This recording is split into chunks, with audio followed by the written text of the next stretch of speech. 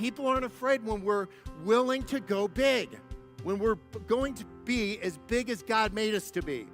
When we want to follow an invisible God, that sometimes it's hard to figure out, like, how do you do that? And one of the things I've learned along the way is when I do stuff, I find out just a little bit more about him. And so Love Does is just a compilation of stories about jumping the tracks. And what I've learned along the way as Jesus has unfolded these incredible, like kind of unlikely things. And it had nothing to do with my planning. That's the coolest part. We just stumble into stuff, and it isn't because of who we are, it's because who God is. I got to tell you how our parade ended this year, because we needed a grand marshal in a big way. And so we had one, and he was about 4 feet tall. But he stood the size of a giant. And after the parade was over, I was thinking, how many balloons would it take to lift this kid off the ground? And I'm a lawyer! Can you believe it? We're tying balloons on balloons. It looked like up. But you know what happened at 1,000 balloons? That! Lift off! That's what happens. When we're not afraid anymore, we start doing stuff. I decided a long time ago I was going to write down everything I remembered. Everything I remembered about Jesus. Things that I've felt like I've understood about the character of Christ, the character that I'm trying to develop in myself. And I decided to sit down in my favorite chair and just write a book about that. And I called the book Love Does, because that has been the theme throughout everything. The love doesn't just think about it, love doesn't just plan it, love does it.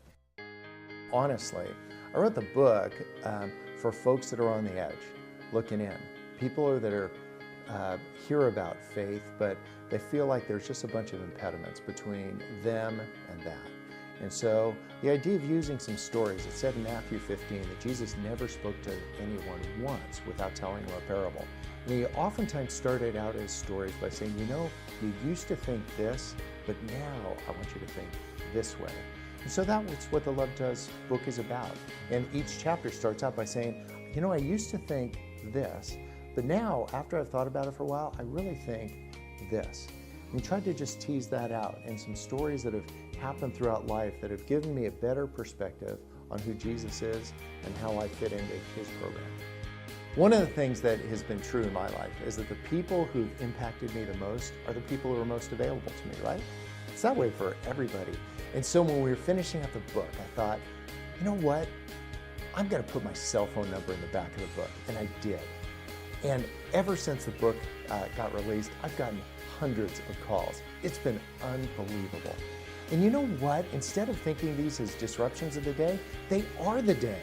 And spending just a couple minutes, just talking, being available, man, that's the body of Christ. That's what we want to be about, is we make ourselves available to each other with palms up. Everybody's got a couple minutes. And I know I do. And you know who the big winner is? Me. It's been amazing. This is what I hope that people would take away from reading Love Does, that they would think that I can do this thing, that it's within reach. They'd figure out who it is that God made them to be, not just what they're able to do anymore, but who is it that they were made to be, and then they just start living into that. They take the next step, and they'd say, I'm going to go do that. And when we realize that we're invited to follow Jesus and do these inexplicable things, not just silly stuff, big stuff in people's lives, it changes everything.